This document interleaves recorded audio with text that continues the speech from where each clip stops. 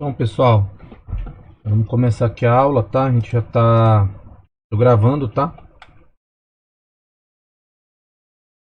A gente tá aqui no dia 6 de abril, ok?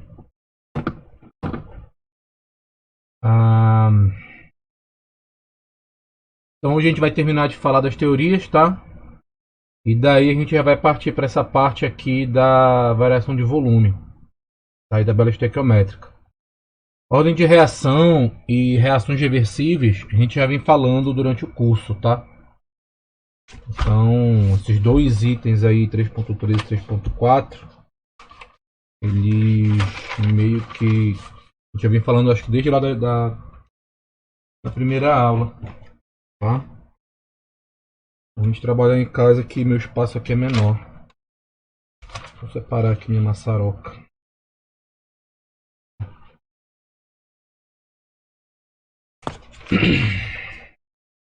Então, pessoal, olha só. A semana passada que a gente viu, tá?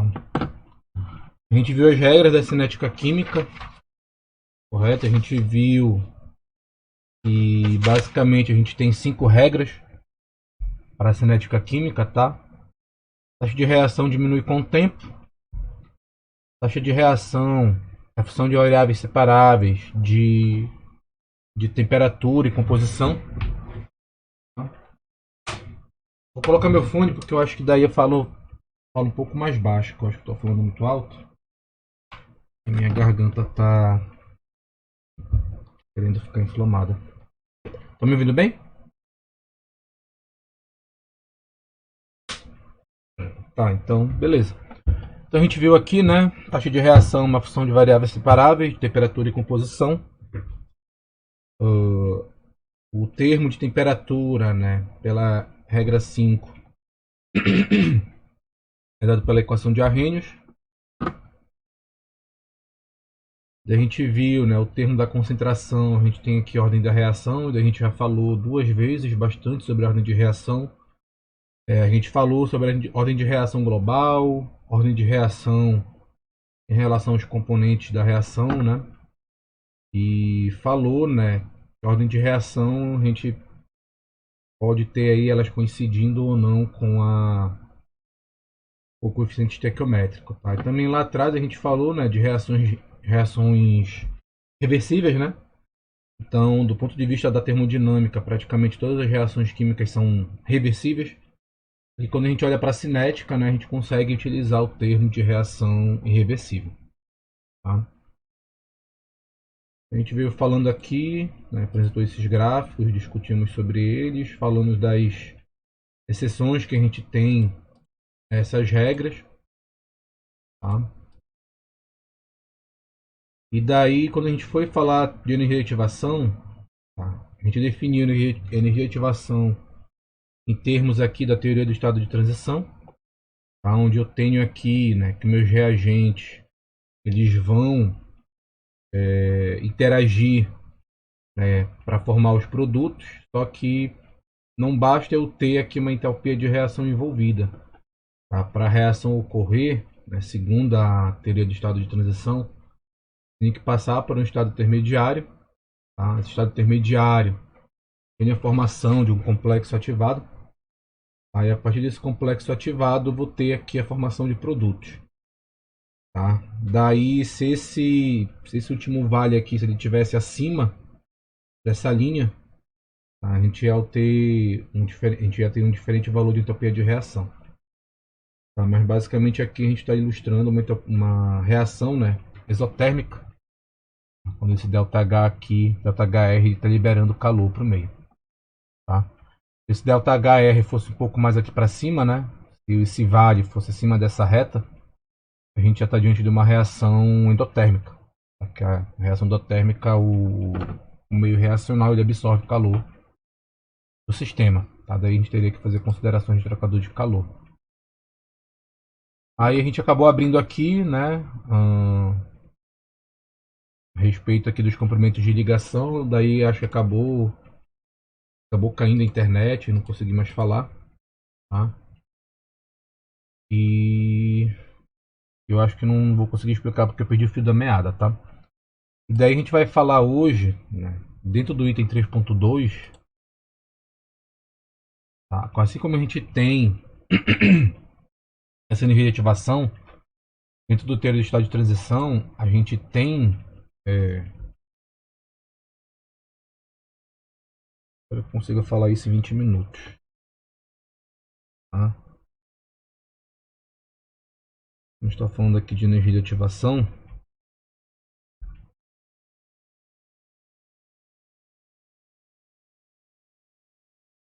Tá? Então, na teoria do estado de transição, fala que a gente tem ali um complexo ativado. Tá? Quando a gente fala em. Quando a gente fala aqui em teoria de colisão, né, ou teoria da colisão,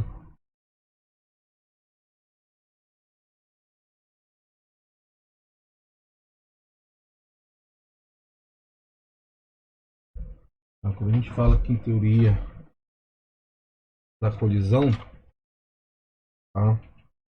A gente pode estar falando em um gráfico semelhante a esse daqui.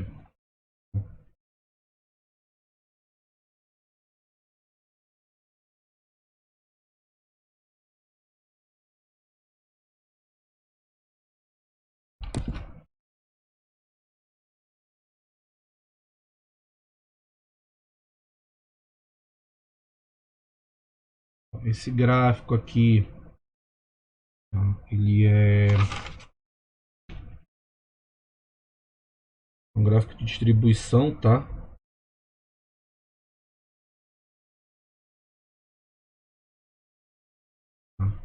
E diz praticamente para a gente como é que está a distribuição de energia de todas as moléculas, né? Ou de todas as espécies químicas envolvidas aí na reação química, tá? Aqui nesse eixo a gente tem um eixo de energia e aqui nesse eixo a gente tem um eixo dessa função de distribuição, tá? Então aqui embaixo tem o termo energético, tá? Tem aqui a energia total, né? Tem as energias das moléculas que estão aí no meio reacional. E daí aqui nesse eixo Y eu tenho como é que se distribui essa energia em função da temperatura. Tá? E daí a gente tem um gráfico, tá? Que tem. Deixa eu tentar colocar.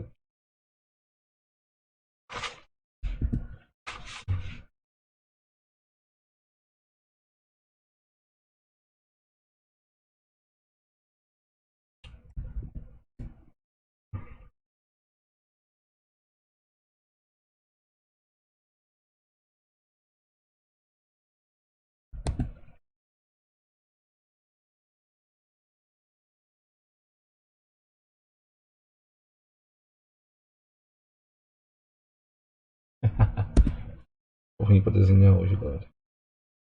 Em duas partes.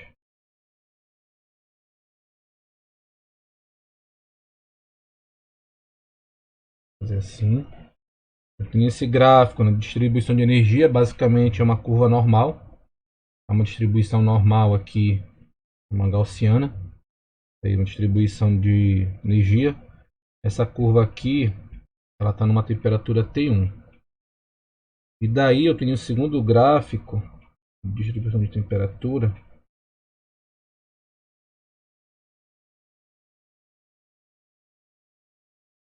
Teria aqui esse comportamento.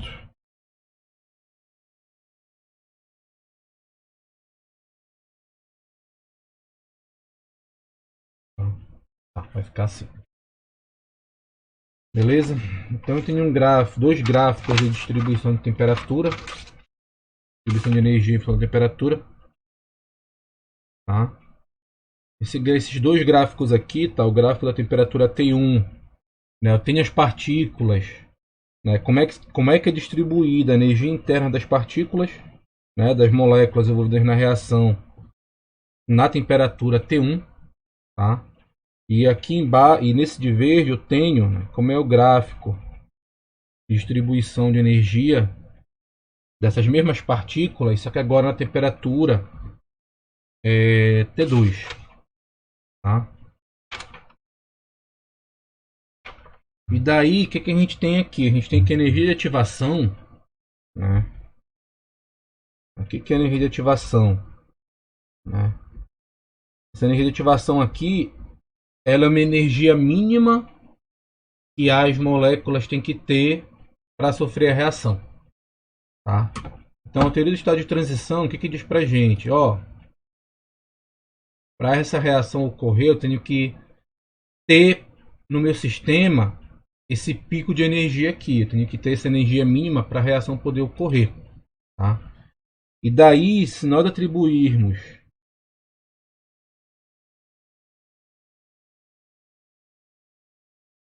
um valor aqui hipotético, tá? Essa energia de ativação, a gente teria esse valor aqui, tá?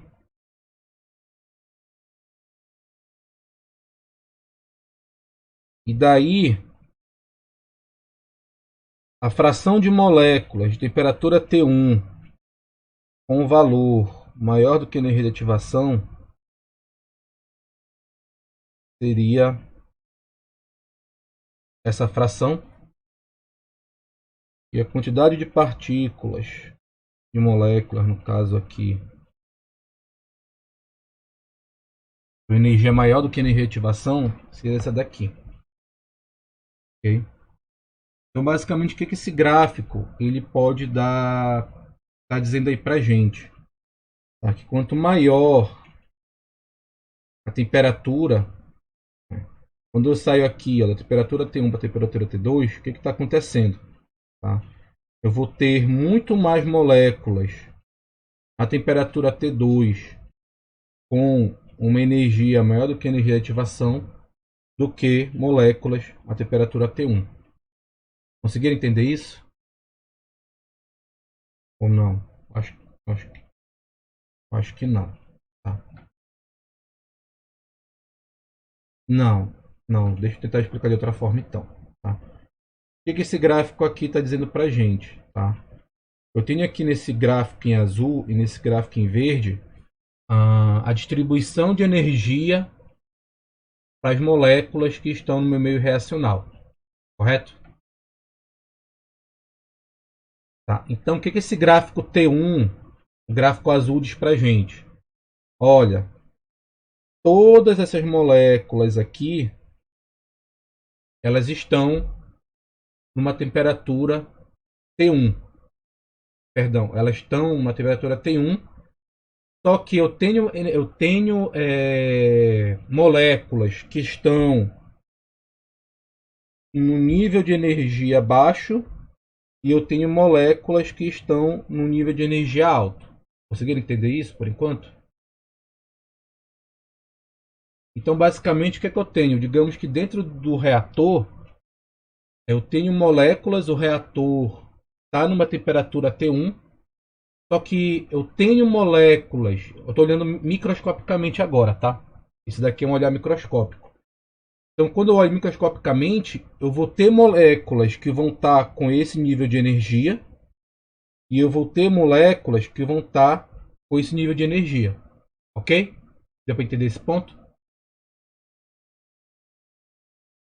Tá? Então, eu tenho aqui como é que está se distribuindo a energia das moléculas em função da temperatura. Então, eu tenho moléculas que vão estar numa temperatura, o meu meio vai estar numa temperatura T1, só que eu vou ter moléculas com pouca energia e moléculas com muita energia. Ok? A mesma coisa para o T2. Aqui na curva T2, eu tenho o meu meio reacional com uma temperatura T2, só que eu vou ter moléculas, né, nessa temperatura com pouca energia e eu vou ter moléculas com muita energia. Ok? Dando para acompanhar aqui?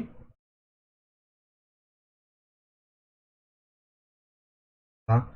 Então, basicamente, o que essa curva diz para a gente? Eu tenho aqui muitas moléculas na temperatura T1.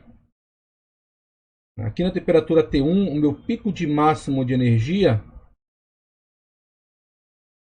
é menor do que a energia de ativação. Então, para a minha reação química, então a minha velocidade de reação aqui na temperatura T1, ela é, ela é relativamente menor do que na temperatura T2. Okay? Por que a minha velocidade de reação na temperatura T1 vai ser menor do que na temperatura T2? Tá? Porque a quantidade de moléculas que eu tenho com energia superior à energia de ativação é uma quantidade pequena de moléculas quando eu comparo com a temperatura T2. Conseguiram entender? Conseguiram compreender esse gráfico?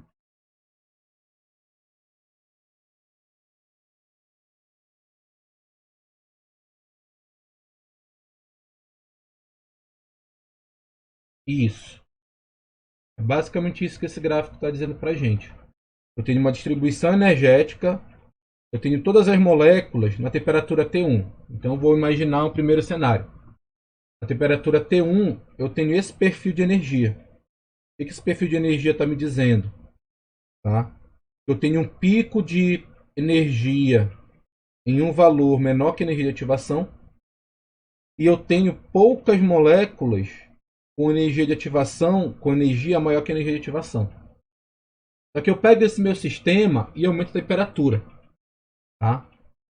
Quando eu aumento a temperatura do meu sistema, eu vou ter uma outra distribuição de energia em função da temperatura.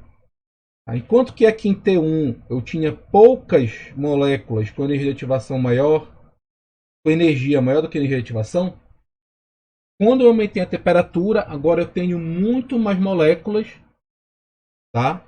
Com uma energia maior do que a energia de ativação. Ou seja, a probabilidade de eu ter colisões aqui nessa curva T2, a temperatura T2, é muito maior do que a probabilidade de eu ter colisões na temperatura T1. Consequentemente, na temperatura T2, que a gente já sabe isso da teoria desde lá acho que do ensino médio, na temperatura T2 o que, é que vai acontecer? A minha taxa de reação vai ser maior do que na temperatura T1. Ok? Deu para entender isso? Tá? Pessoal, isso daqui eu não cobro em prova. Tá? Essa aqui é a primeira vez que eu estou explicando para vocês essas duas teorias. Tá? Mas no Fogler, o Fogler ele tem um apêndice que eu acho que eu coloquei aqui no Classroom para vocês. Tá? Mas depois eu vou dar uma olhada. E tudo isso que eu estou tentando explicar para vocês tem nesse material. Tá? Mas basicamente o que são? São duas teorias. Tá? Uma diz que tem um complexo ativado. A outra diz que tem que haver colisão entre as espécies químicas para ocorrer a reação. Tá? E daí desse material eles têm as equações, né, equações características para esse modelo e equações características para esse modelo. Aí essas curvas aqui, ela vem de uma equação de distribuição. Vem de uma equação estatística, tá? De uma curva normal, tá? Mas basicamente o que importa a gente aprender daqui, tá? Basicamente, a parte de teoria eu não vou cobrar, tá? Na prova vai passar batido, tá? Mas tem um material aí para vocês estudarem, tá? O que importa pra gente, tá? Como é que a gente determina, tá? Como é que a gente pode determinar, né, essa energia de ativação a partir de dados experimentais, tá? A gente tem aqui o exercício, eu repassei a lista 2 para vocês, né? Lá no Classroom, né?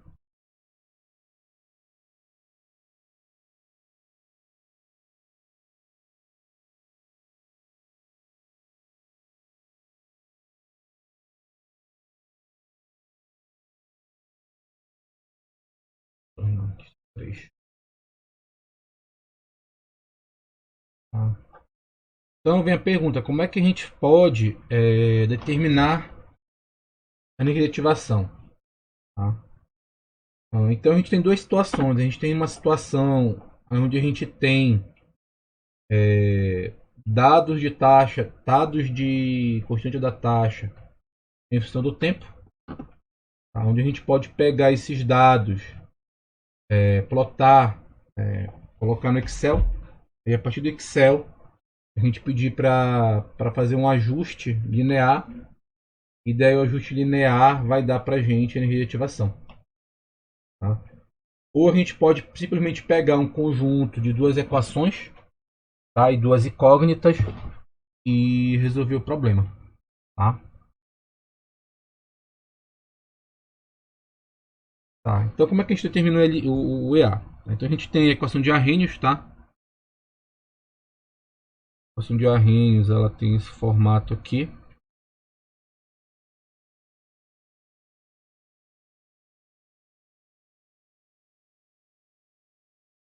A gente pode linearizar essa equação. Tá? Como é que a gente lineariza ela? A gente aplica logo neperiano dos dois lados da equação. Tá?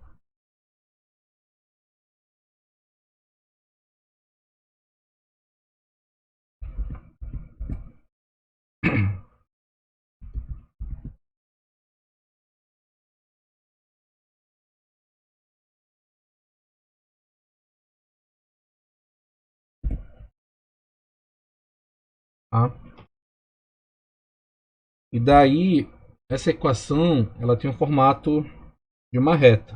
Y é igual a B mais A vezes X. Tá? Logo neperiano de K é o Y. Logo neperiano de A é o coeficiente linear. Essa relação aqui, menos EA, perdão, EA sobre R é o coeficiente angular. Tá? Quando se é negativo, se é positivo, indica pra gente a inclinação da reta.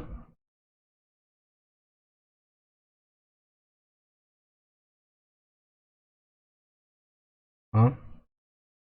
E o 1 sobre T é o nosso X.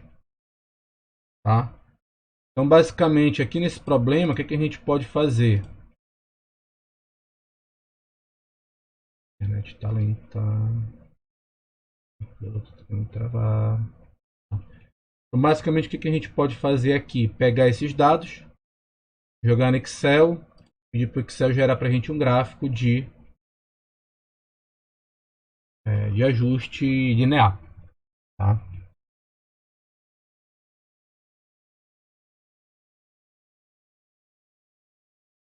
Nossa, tá muito. Vocês estão me ouvindo, pessoal? Tá. Acho que meu computador que tá lerdo.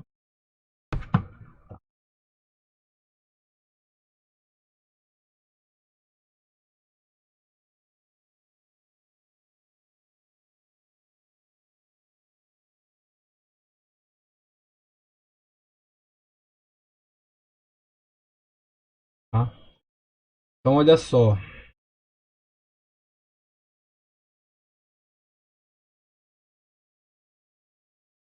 Então, ó, a gente tem aqui uma equação da reta. A gente tem dados, né, de K, que são da temperatura. E daí coloquei esses dados aqui nessa tabela. Dá para enxergar bem?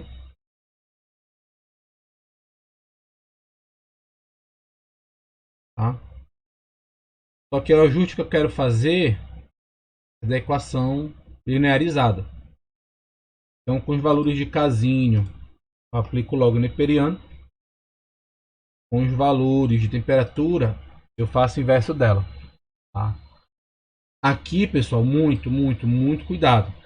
Tá?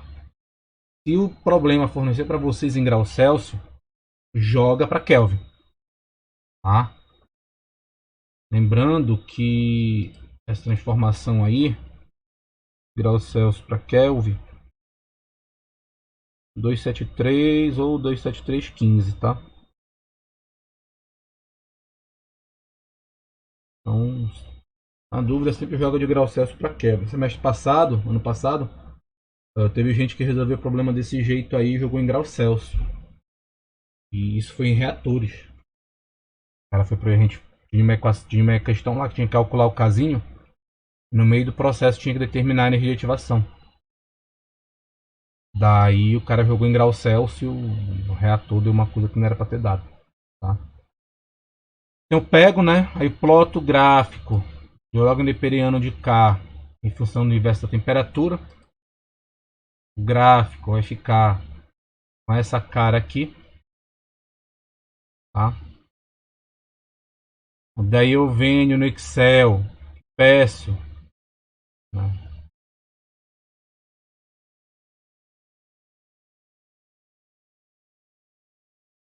Daí eu peço na parte de formatar a linha de tendência. Tá? Para ele adicionar a linha de tendência e para exibir a equação no gráfico e exibir o R quadrado. Tá? E daí eu pego essa informação aqui. Tá? O coeficiente angular é o inverso, é o EA sobre R. Tá? E o coeficiente linear é o neperiano de K. Daí que o ajuste deu um ajuste muito bom, né? R quadrado 0,99. Tá? Daí, ó, do ajuste vem o valor do log neperiano de A, né? A gente consegue determinar a energia de ativação e o fator de frequência, tá? Então aqui, ó, o fator de frequência, tá?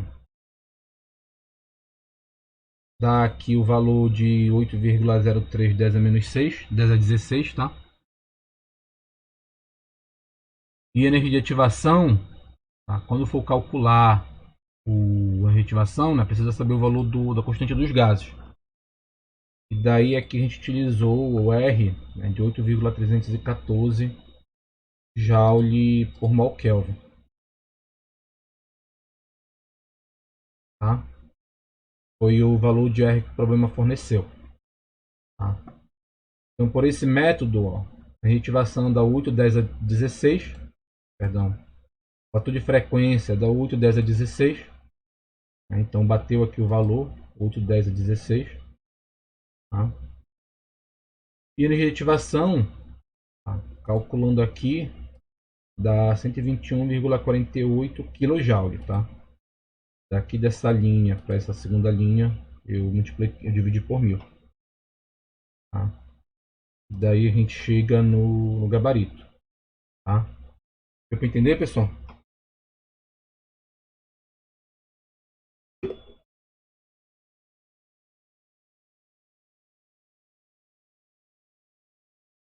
Perdão?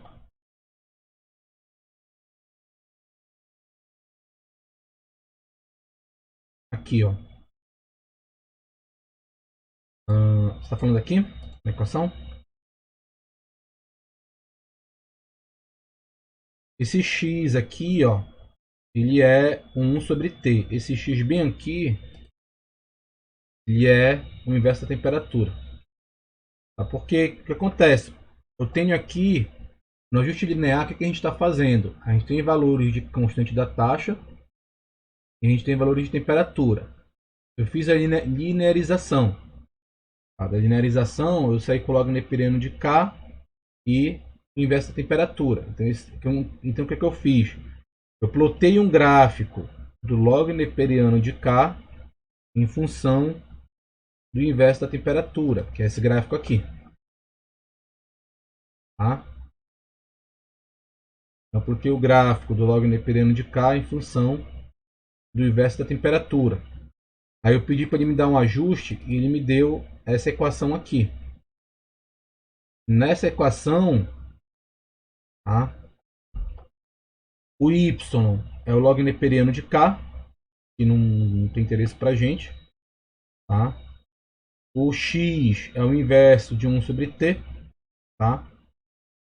O coeficiente angular ele é o EA sobre R. Tá? Então, o coeficiente angular aqui ele é 14.611. Tá? Eu não ligo para esse sinal negativo, tá? O sinal negativo aqui, pessoal, ele só dá pra gente a inclinação da curva, tá? Quando eu for pegar aqui, eu vou pegar só o valor numérico do coeficiente angular, tá? Que deu 14.611,68, tá? E aqui o coeficiente linear, ele é log neperiano de A. Deu para entender? Entendeu? Daí o que eu vou fazer? Eu já tenho um valor para log neperiano de A. Daí eu aplico aqui um exponencial nesse valor, que me dá o fator de frequência. E daí a energia de ativação, o EA sobre R tem esse valor, daí eu multiplico o EA sobre R vezes o R, que é 8,314.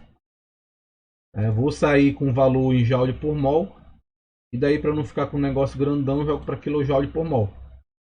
Fica 121,48 kJ por mol Kelvin, que é o valor que está aqui nos gabaritos. Ok? Então esse é um método de regressão linear para determinar a energia de ativação. Ok? Quando a gente olha para esse problema, tá? O valor da constante da taxa seria esse valor aqui, ó. Seria essa equação.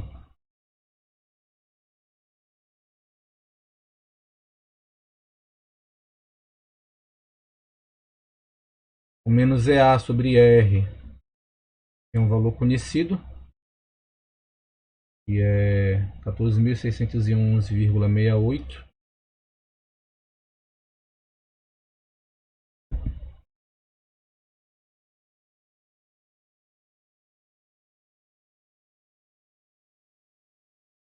Dividido pela temperatura. Então, o que é essa equação para a gente? É uma equação que a gente determinou a partir de uma regressão linear. Essa equação ela só é válida com segurança entre as temperaturas de 313 e 333 Kelvin. Tá? Eu posso extrapolar essa equação para um valor maior do que 333 Kelvin e ou um valor menor que 313, eu posso. Porque o meu erro de cálculo vai ser maior. Tá? Então, basicamente, essa equação ela é válida dentro desse intervalo de temperatura. Ok? Essa equação aqui que a gente consegue calcular como é que varia a constante da taxa em função da temperatura, né? 313 a 333 Kelvin para esse problema aí, que é o problema da lista 3 no exercício 7. Ok? Dúvidas, pessoal?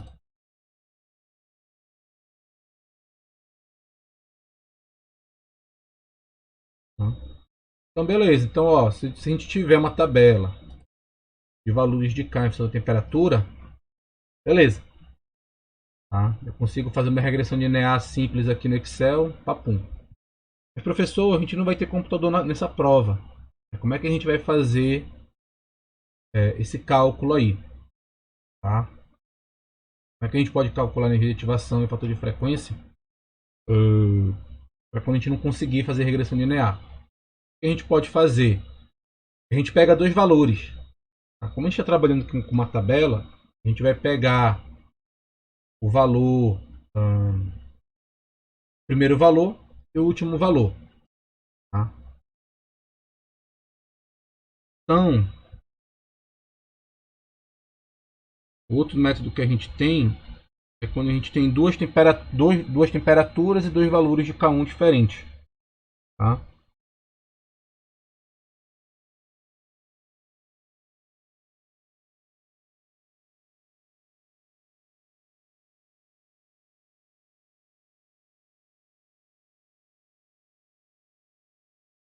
Então, como a gente está olhando, né, para uma mesma reação química,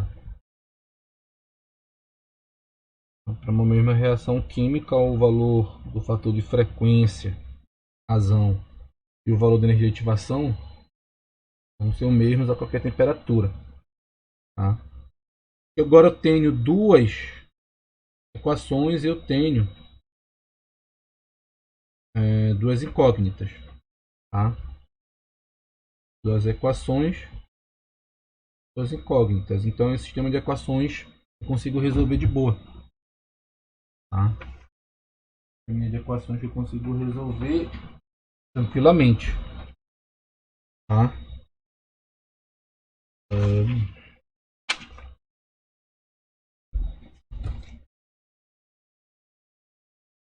Vou chegar aqui na resposta final dele.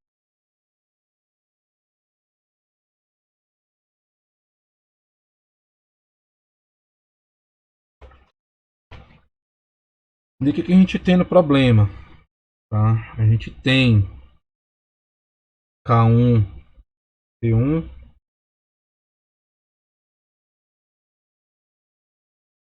que é 4,3 vezes 10 menos 4.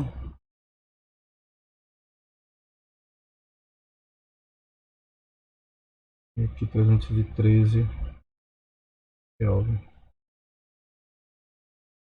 A2, T2,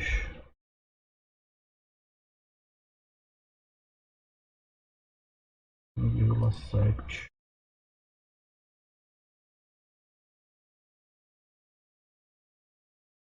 Segundo menos 1, temperatura 373 Kelvin. Aí tem aqui os dados. Tá? Então, basicamente, se um dia eu chegar para vocês, ou qualquer professor de reatores de cinética chegar para vocês e perguntar, né, se eu te der duas constantes da taxa para duas temperaturas diferentes, que é o que está desenhado aqui, você consegue determinar de forma analítica a reativação? Consegue. Tá? Então, basicamente, o que a gente pode fazer aqui? A gente divide essas duas equações. Tá? Eu posso dividir elas no formato como já está aqui, ou eu posso dividir elas no formato linearizado. Tá? Já vou fazer no formato linearizado, que vai ficar mais fácil. Então, quando eu linearizo, eu vou ficar com log neperiano de K1 igual a A menos EA sobre R vezes 1 sobre T1. E log neperiano de K2 fica A menos EA sobre R vezes 1 sobre T2. Tá? Daí vou dividir uma pela outra. Log neperiano de K1, log neperiano de K2. Tá? Ok.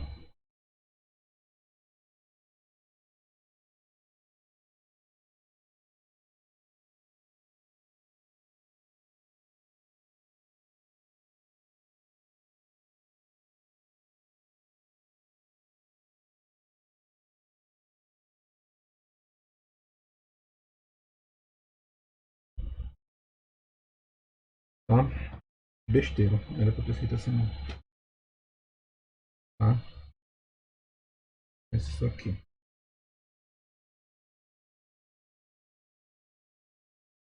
Vou fazer direito, tá? Por que eu vou fazer assim, pessoal? Porque aqui eu vou deixar esse A aqui no meio do caminho, ele vai embolar nosso cálculo, tá? Então esquece isso daqui por enquanto, tá? Vou fazer com esse cara aqui. Então, K1 exponencial menos EA RT1, né? K2 A exponencial menos EA RT2. Vou dividir as duas. K1 K2. Quando eu divido as duas, né, esse A aí vai para o espaço, tá?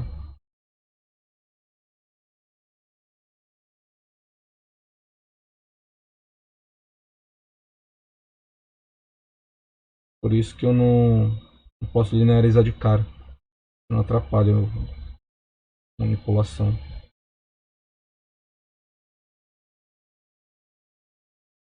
Ok? O cara aqui vai cortar com esse cara. Eu vou ficar com K1 sobre K2. Exponencial. Né? Lembrando que eu estou indo para um exponencial. Conserva a base. Temos o expoente. E eu tenho menos EA sobre R dos dois lados. Então eu posso botar menos EA sobre R em evidência. Multiplicando. Tá? 1 sobre T2 menos 1 sobre T1. Beleza? Dúvida até aqui, pessoal?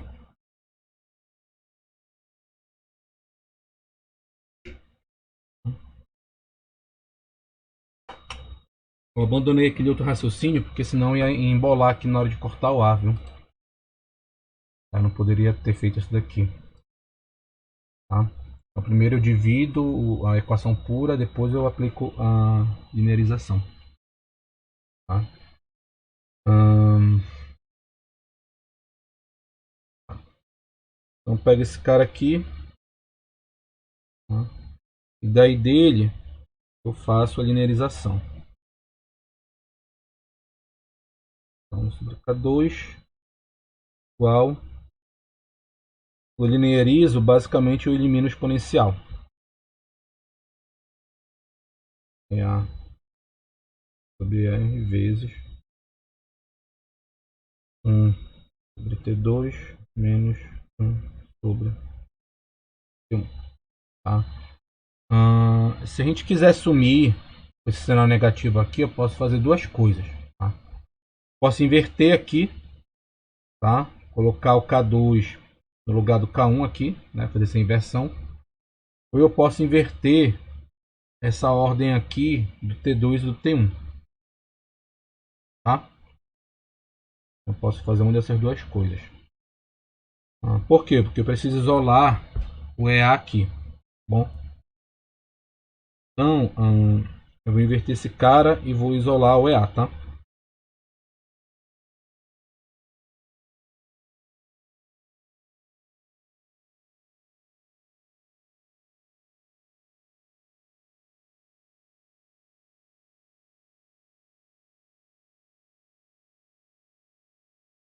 É menos, tá?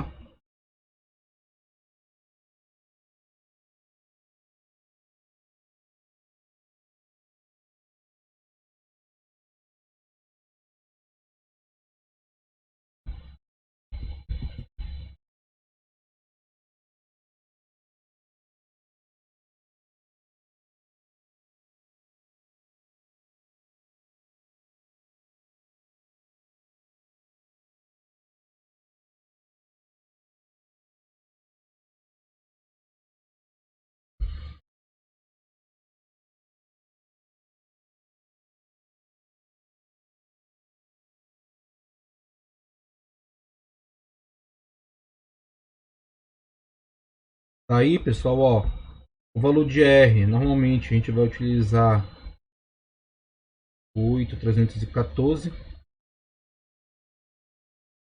joule por mol Kelvin.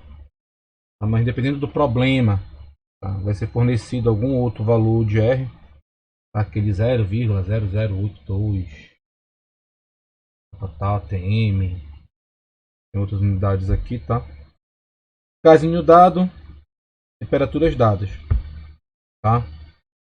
E daí tem que fazer sempre uma análise dimensional, tá? Hum, tá? Beleza. Tá. A energia de ativação final das contas, se a gente for parar para fazer a análise aqui, ó, ele vai ter que sair Joule, mol, Kelvin. A unidade de quociente da taxa vai para o espaço, tá? E aqui embaixo eu vou ter Kelvin menos 1, é o inverso da temperatura, tá? Quando eu for calcular aqui, pessoal, lembra que eu falei da temperatura em Kelvin? Então, ó, tem que estar em Kelvin aqui, ó, na hora de fazer esse cálculo. Por quê? Porque esse Kelvin vai cortar com o Kelvin que está vindo aqui do valor da unidade da unidade aqui da constante dos gases, tá? Então, no final das contas, a tua energia de ativação ela tem que sair em joule, em unidades, né, de joule por mol, tá? Beleza?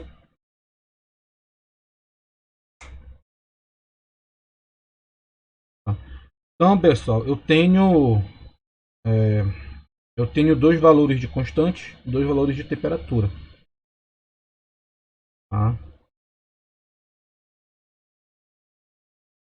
Se eu substituir esses valores que foram dados, tá? Eu faço esse cálculo.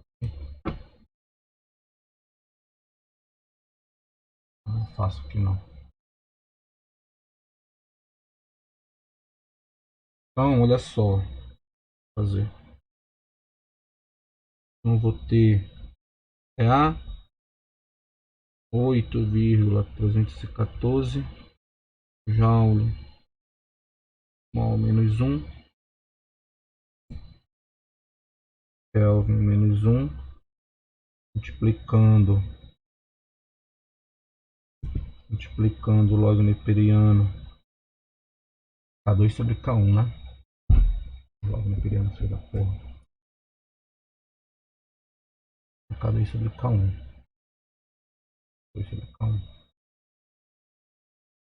K2 deu 71,7. 10 menos 4. E o K1 4,3.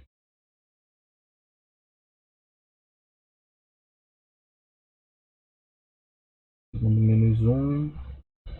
Segundo menos 1. Todo esse pacote de cima.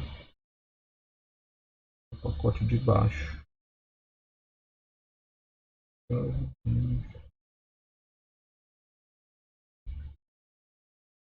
Tá?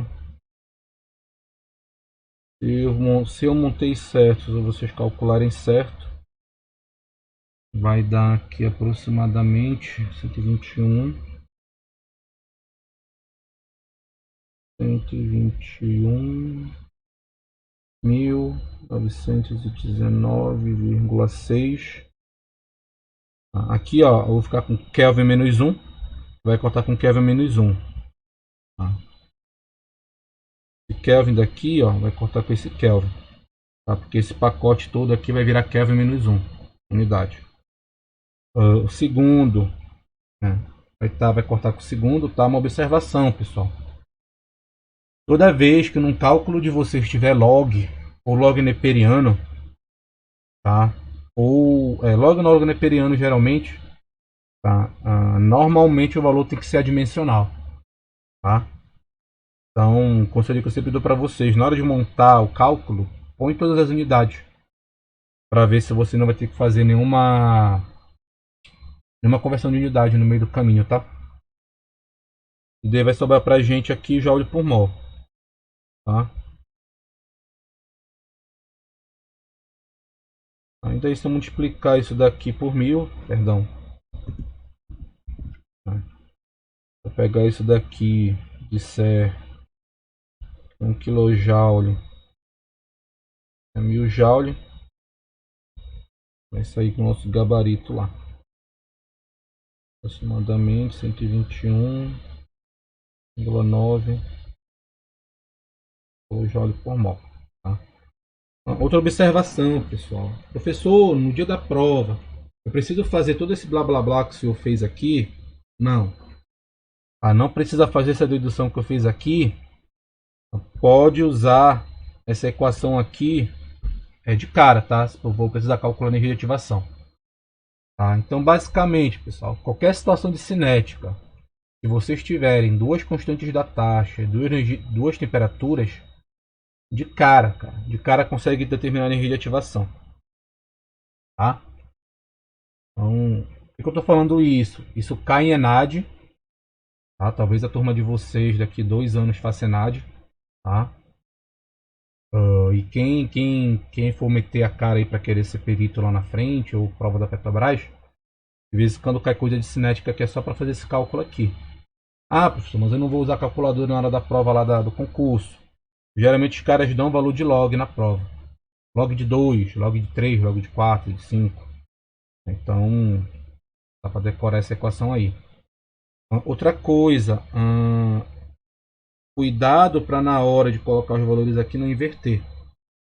O que eu sugiro para vocês? Chamar de 1 os valores que são menores e chamar de 2 os valores que são maiores. Tá? Uma outra forma também de gravar essa equação. Tá? Tem gente, inclusive do período passado, né, da turma passada, que tipo, na hora de fazer o cálculo aqui, colocou inverteu os valores. Tá? Então tem que ter muito cuidado na hora de montar essa equação. Se quiser decorar, beleza, aplica na prova decoreba. Mas se quiser deduzir também na hora da prova, pode deduzir, tá? Beleza? Dúvidas? Só pra gente se situar, pessoal. A gente tá aqui, ó. A gente tá resolvendo esse exercício, tá? 7 da lista 3. E eu preciso calcular o quê? Preciso calcular agora o A, né? O A basta eu pegar. O A basta eu pegar qualquer uma dessas equações, tá? Ou preferível pegar até uma das equações linearizadas e calcular. Então bora pegar aqui para K1.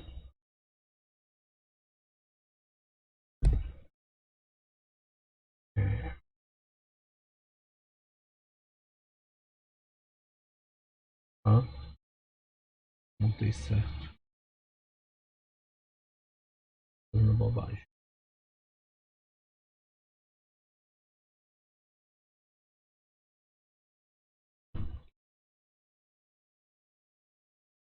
Tá, esquece. Fazendo bobagem.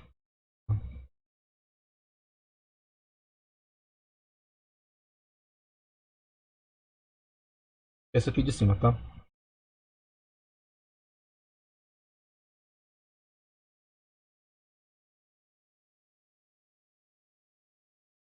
Beleza? Daí daqui eu isolo o A. O A já estava isoladinho ali, bonitão. Tô colocando o cabeça. Colocando o cabelo e o.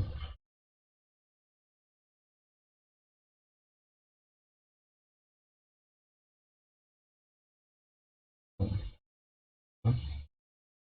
Então beleza. Então o A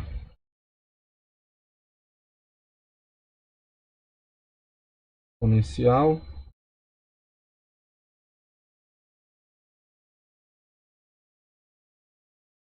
Energia de ativação, a gente acabou de calcular aqui. De 21,9 joule por mol.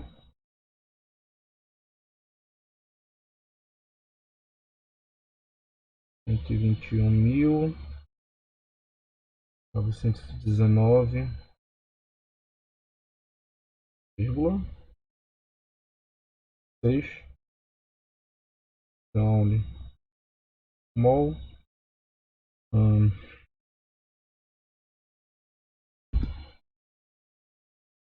8.314 joule mol. Joule mol Kelvin, né, cara? E aqui, continuando aqui dividindo, temperatura T1 que é 313. Daí o K1 ele deu aqui 4,3.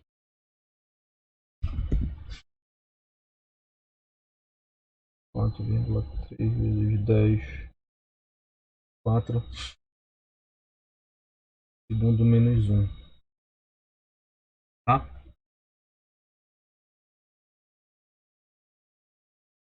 Tá? Então, ó.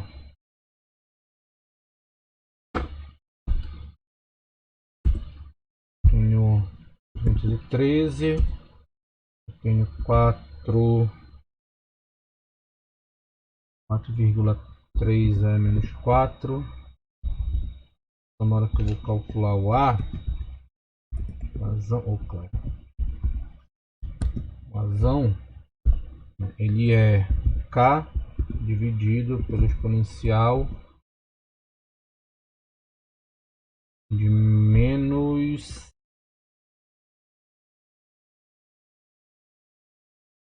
121.919. 121. Facilitando a minha vida aqui. T, casinho, 21, 9,6.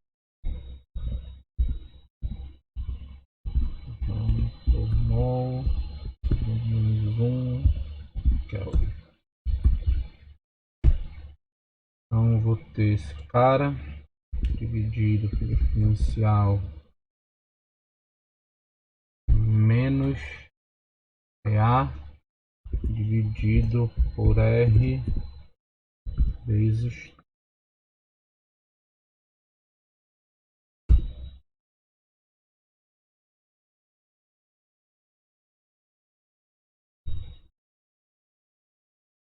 tá?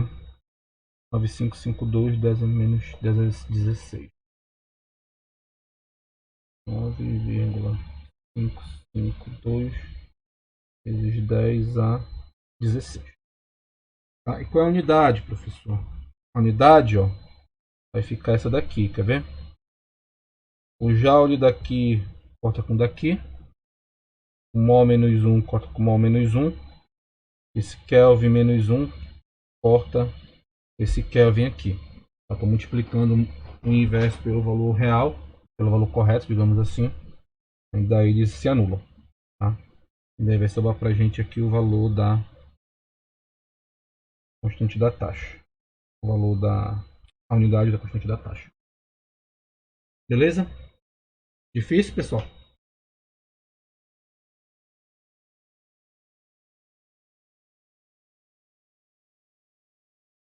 Dif...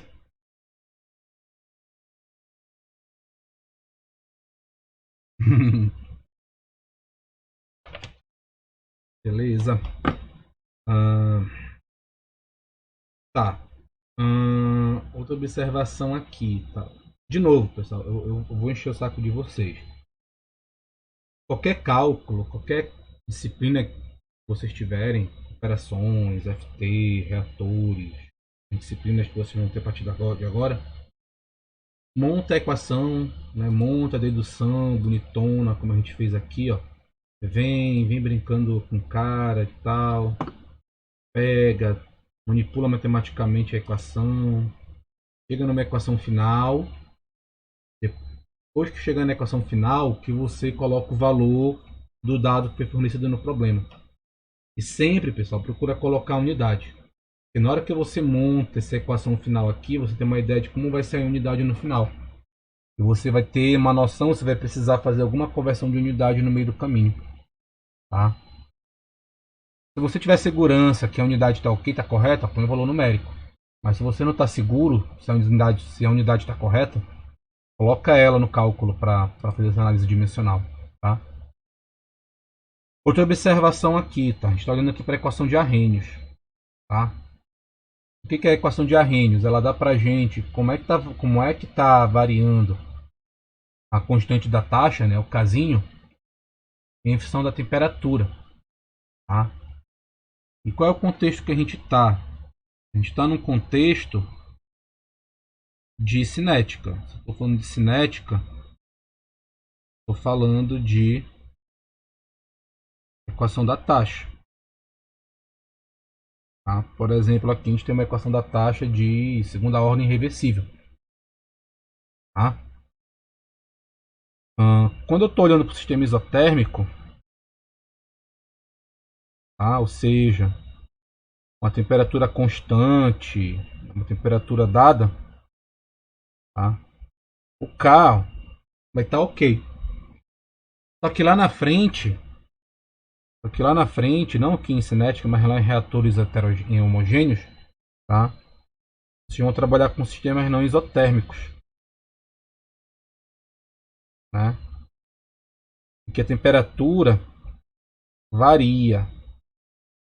Se a temperatura vai variar, o casinho vai variar,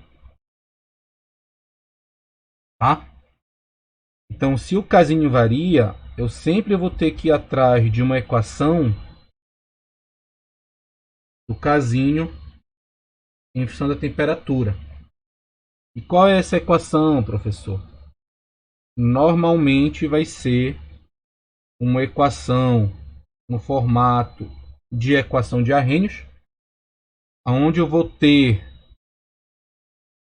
né, uma equação aqui no formato de equação de Arrhenius, onde eu vou ter um valor numérico para o fator de frequência, um valor numérico relacionando, né, o EA sobre R, ou só o EA, e daí eu consigo calcular aqui, dentro desse problema que foi dado aqui no caso, como é que K varia com a temperatura. Tá? Então, ó, se eu fosse pegar esses dados que a gente montou aqui, eu teria uma equação com essa cara.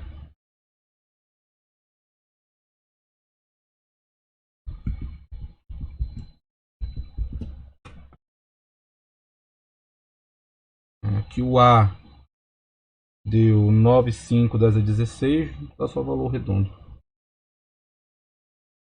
16 vezes um exponencial aqui de menos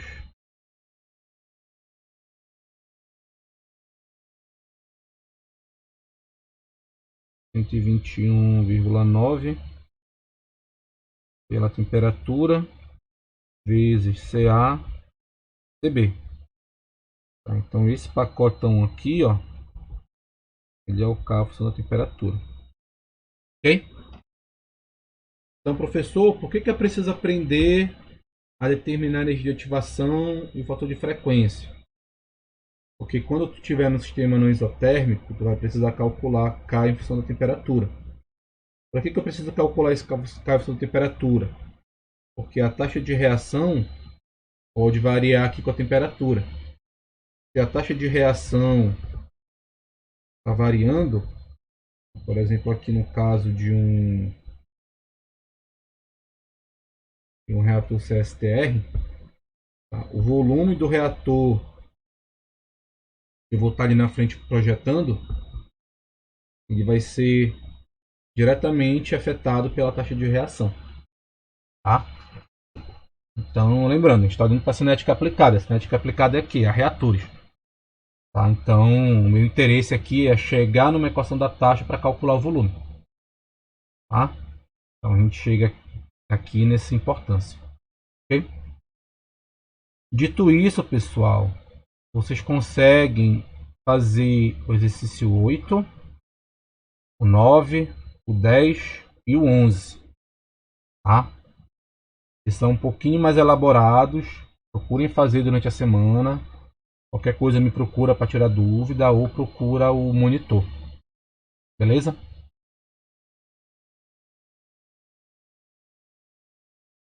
Dúvidas até aqui, pessoal?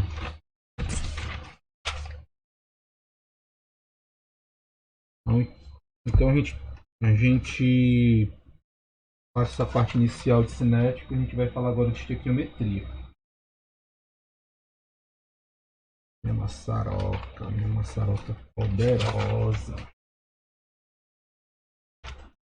Tá. A gente vai entrar aqui, acho que eu fechei o plano de ensino. Fechei.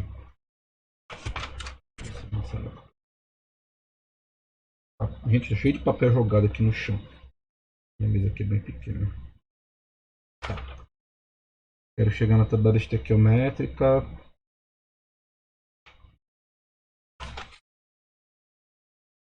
Tá. Tá. A gente tá agora no item. Deixa eu abrir de novo o plano de ensino. A gente tava no item 3.2, né?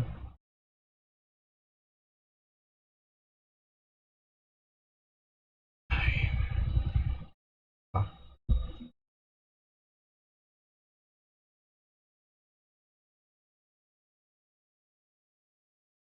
Errado.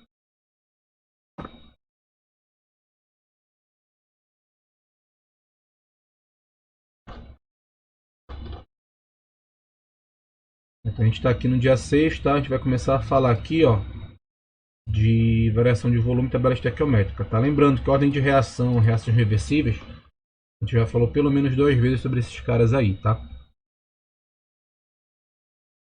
Então, acho que estava no item 3.2.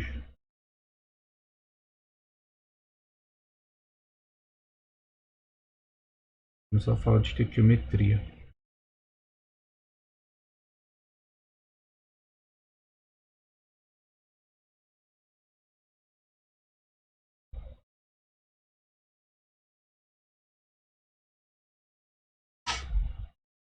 Não posso me empolgar com essa caneta aqui, que essa caneta já dei uma martelada nela no passado. Tá, vamos lá. A gente colocou aqui uma equação genérica ainda há pouco.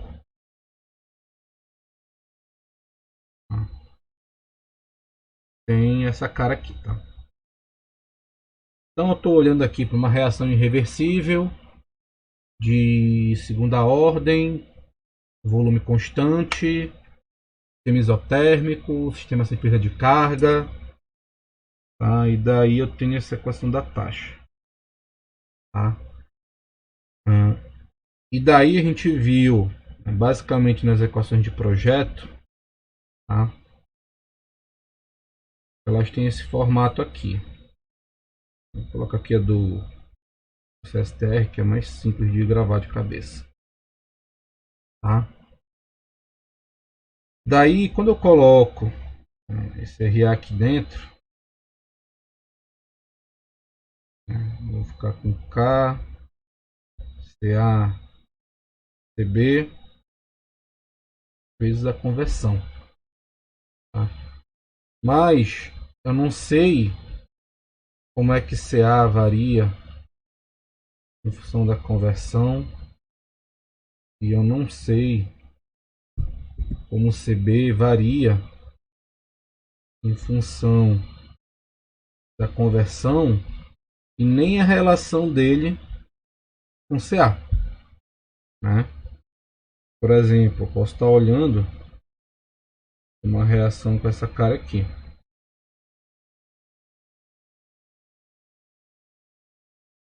Como é que eu saio dessa sinuca de bico agora? Tá? E outra. Tá? Além disso daqui, como é que esses dois caras se comportam quando eu tenho, não vou nem falar de variação de pressão, mas uma variação de volume no sistema? Como é que a gente monta essa situação aí? Então, para a gente sair dessa problemática, a gente chama uma equação de estado. Tá?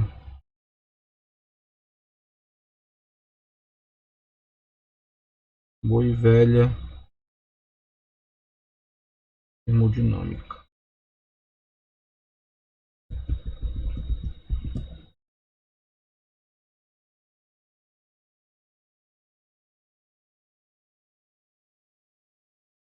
Tá? Então aqui chama a equação de estado mais simples que a gente tem, a equação do gás ideal. Estou considerando o meu meio reacional aqui, nesse primeiro momento, como um meio gasoso, e estou dizendo aqui que a equação de gás ideal é válida. Então, no início, eu tenho essa relação, e no final, eu tenho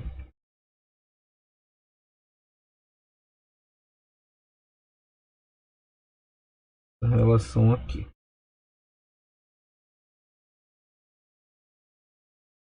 Tá?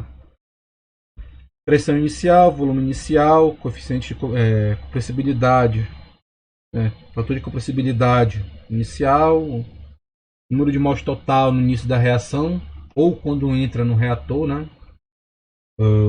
Constante dos gases e a temperatura inicial do sistema, a temperatura de entrada. Pressão final, volume final. Durante o processo, eu posso ter uma alteração da compressibilidade no sistema. Número de mols total no final pode ser menor ou maior, então posso ter uma variação aqui do número de mols. Constante dos gases e temperatura final no sistema. Beleza? Tá. Daí o que eu vou fazer aqui? Eu vou dividir essas duas equações.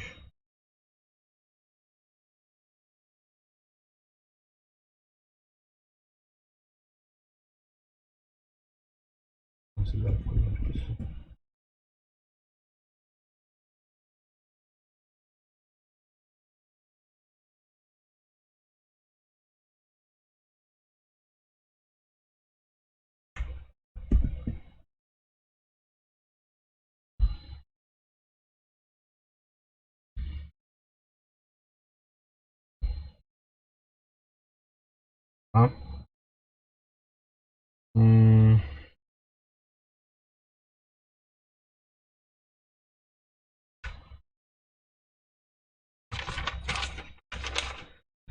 Pra gente não complicar a nossa vida, a gente tem que chamar a virial, tem que chamar outras equações de estado aí para resolver nosso problema.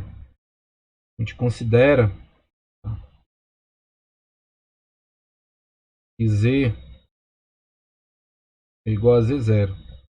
Ou seja, a gente considera aqui que na maioria dos sistemas reacionais, tá, ou em condições de reação, a gente não tem variação do fator de compressibilidade. Tá? Então, se essa variação não existe, a compressibilidade não varia durante a reação, eu posso mandar esses caras aqui por espaço. Tá? O R também é igual em cima, igual embaixo. Tá? Daí, quando eu arrumo a casa,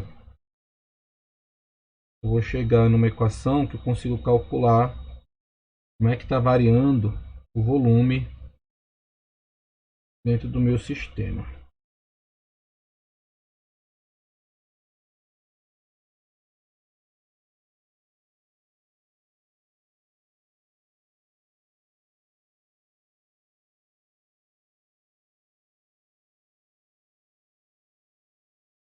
Okay?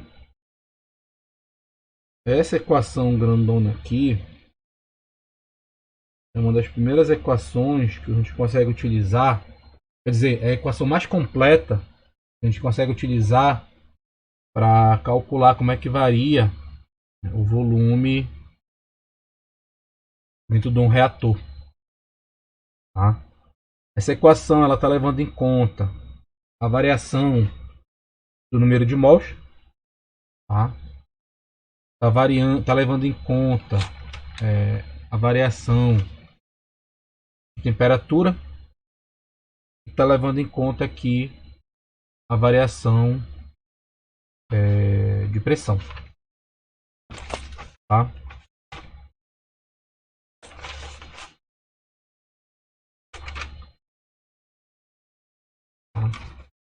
O que a gente vai precisar fazer agora?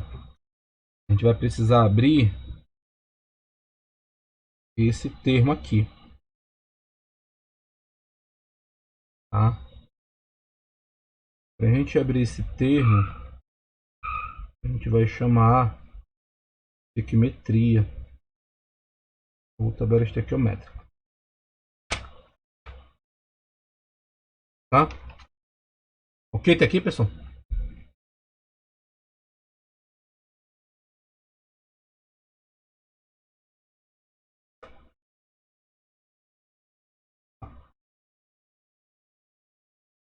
Vamos lá. Deixa eu ver se estou fazendo certo. A raciocínio é esse mesmo. Então, tabela estequiométrica.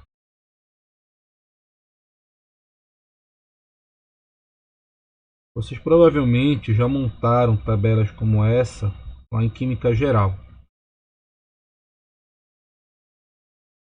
Qual é a diferença? O que vocês fizeram lá? Vocês colocavam o início, o que reage e o final. Como eu já dei aula de geral, sei mais ou menos como que é lá. Então lá a gente já coloca os valores numéricos na tabela. Se você for fazer isso aqui em cinética, dá para fazer? Dá. Porque é muito melhor você saber montar uma tabela genérica, tá? Para depois poder aplicar em qualquer reação química, tá? Então o que a gente vai aprender aqui é montar essa tabela estequiométrica de forma genérica. Tá? Então a gente vai considerar essa reação genérica aqui. Tá? Outra observação, pessoal. A gente está abrindo parênteses dentro da cinética aqui, tá? Então nesse momento a gente está parando de falar um pouquinho sobre velocidade de reação para poder falar sobre estequiometria. Tá? Eu tenho essa estequiometria genérica, tá? Coeficientes estequiométricos, tá? E aqui os reagentes e produtos envolvidos. Tá? Então tenho aqui composto ou espécie química envolvida. Tá? Aqui eu vou ter no final desse composto ou espécie química. Vou montar sem coisas. Tá? E daí eu vou ter no meio do caminho, tá? Uma quantidade inicial desse material, uma quantidade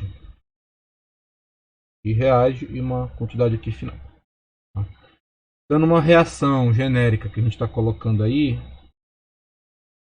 a gente tem um reagente A, um reagente B, produto C, um produto D, e no meio da sopa toda eu posso ter inerte. Estou colocando aqui como isão. Tá? No início, eu posso ter o número de mols iniciais de A, o número de mol inicial de B, para C, para D, para inerte. Tá? E daí eu vou ter uma quantidade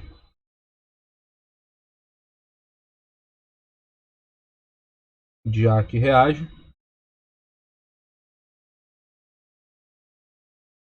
uma quantidade de B que reage,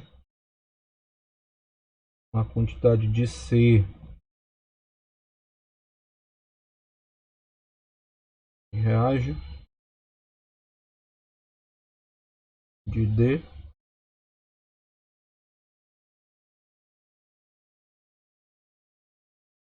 e eu não tenho nenhum inerte reagindo. No final eu vou ter Na,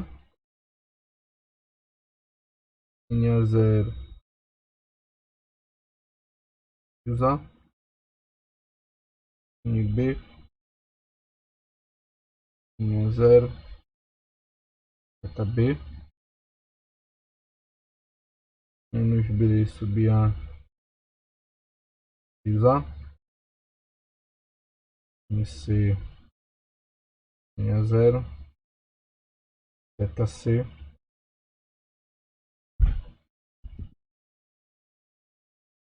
B sub A x A,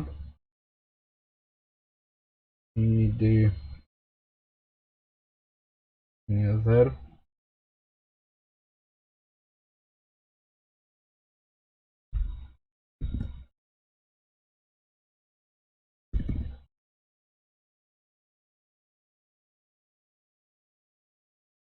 x A, e o número de mols de inertes não se altera. Ok? O que eu estou dizendo aqui? Tá? Eu estou considerando essa geometria genérica, perdão, estequiometria genérica aqui, tá?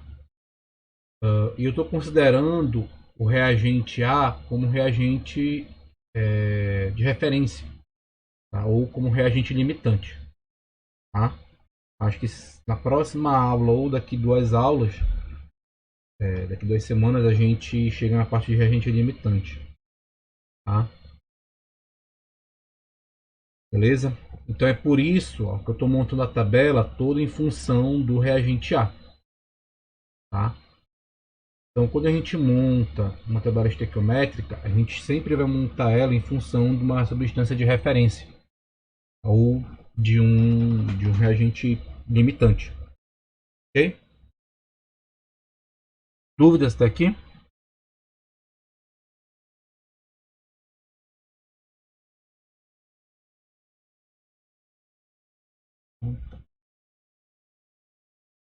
Aí, ó, tem duas observações aqui para fazer. Primeiro, quem são esses tetas?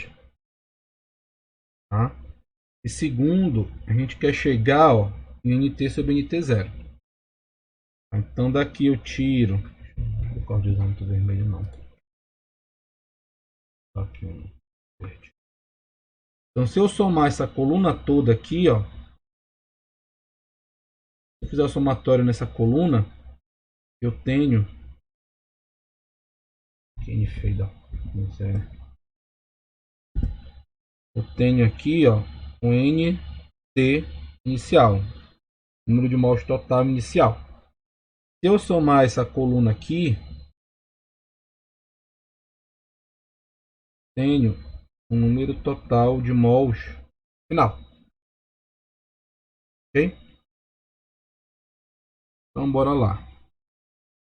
NT inicial, linha 0, B0,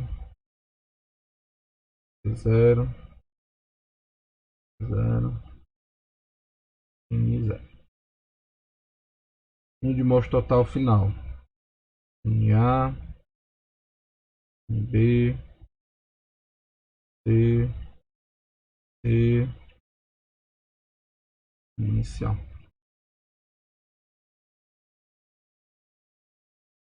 Ok? Tá? Deixa esse bicho guardado aí por enquanto.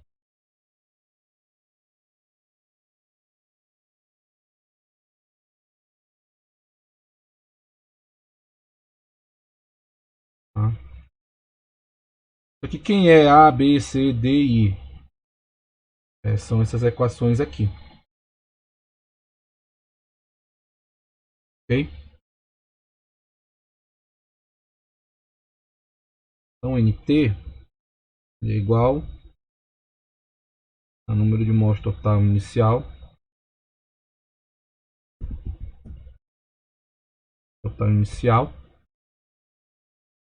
mais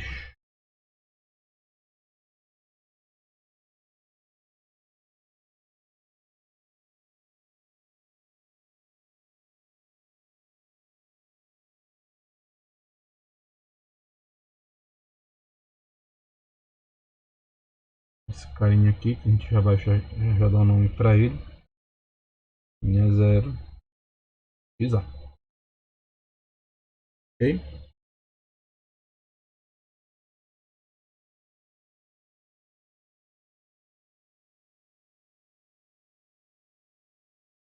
Quem é θ B, θ C, θ D. Θ B, números de mols inicial de B em relação ao número de mols iniciais de A.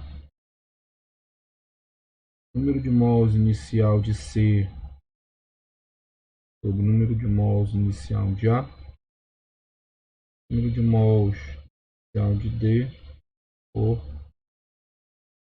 número de mols inicial de lá. De A. Ok? Essas carinhas aqui.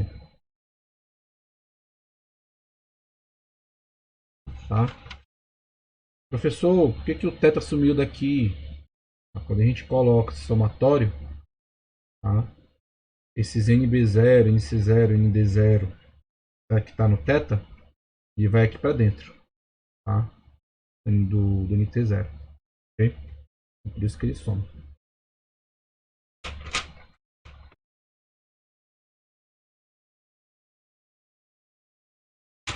Dez minutos dá para terminar o raciocínio. Beleza. Esse cara aqui, ó.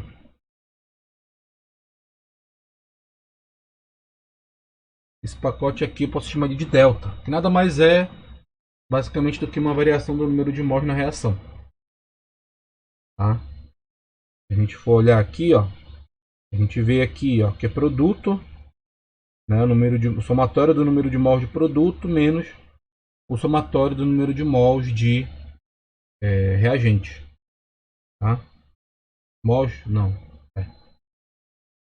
Coeficiente estequiométrico, na verdade. Tá?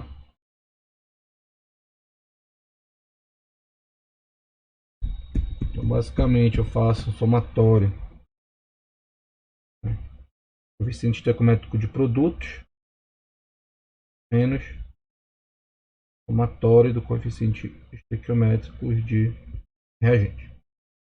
Tá?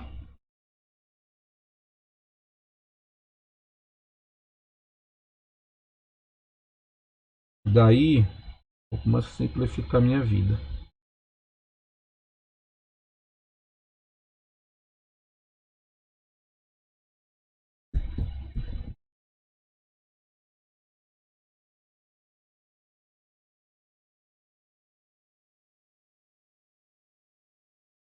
Na0xa,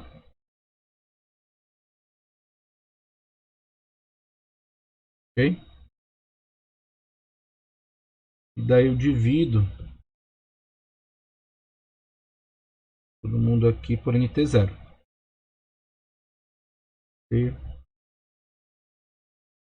0, 1.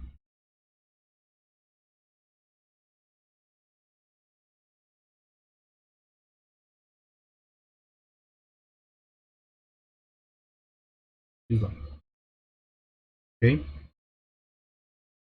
Aí aqui eu posso fazer duas simplificações. Primeiro, fração molar inicial de A.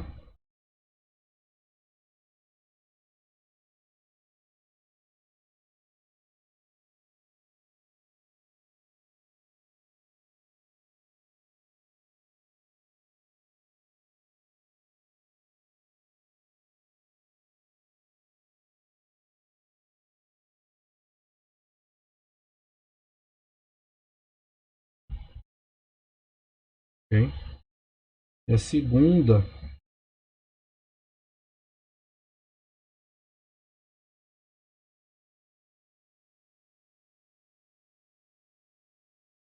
vou chamar esse epsilon aqui.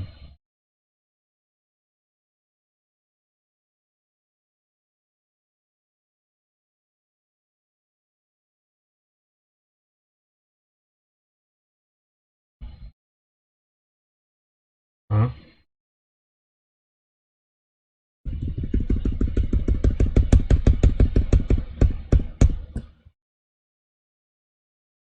A gente fica com essa equação aqui no final.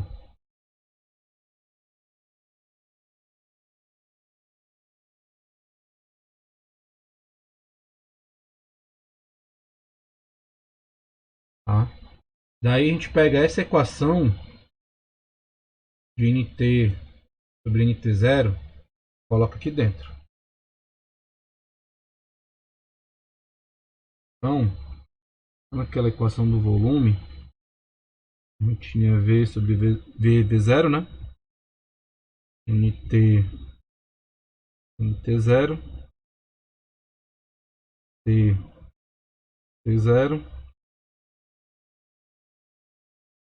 P0 sobre P.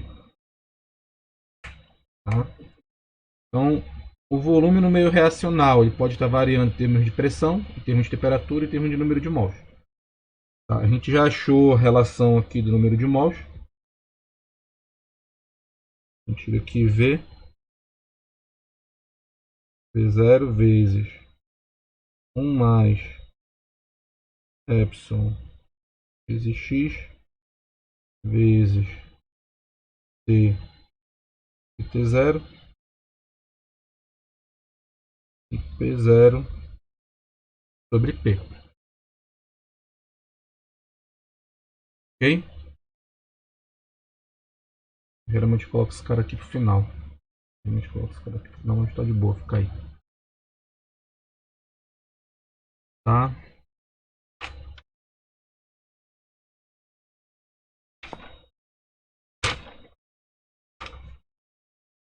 Tá, então esse daqui, ó, ele é válido. Tá?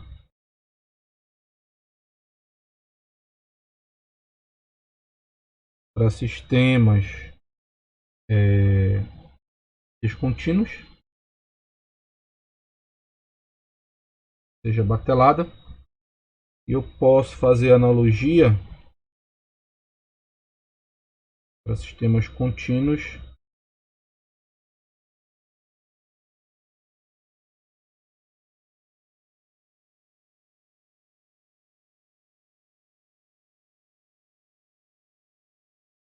dessa forma. Ok? Tá? Considerando, pessoal, que aqui em cinética, tá, a gente vai trabalhar sempre com sistemas isotérmicos.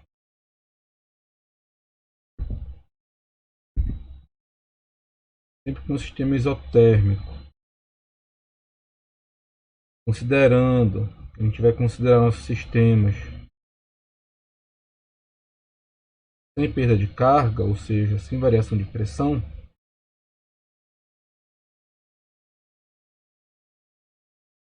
As equações elas vão ficar com essa cara aqui.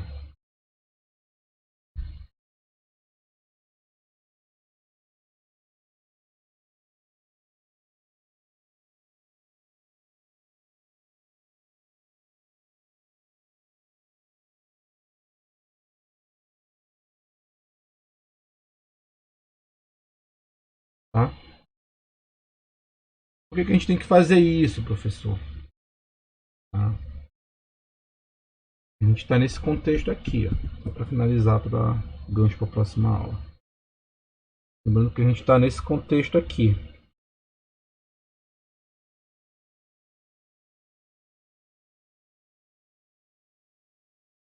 Tá? Quem é SA? NA pelo volume.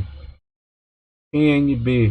Quer receber NB pelo volume. Então, ó, se meu sistema reacional tiver um volume variável, tá? Eu vou ter aqui que levar em conta no cálculo de CA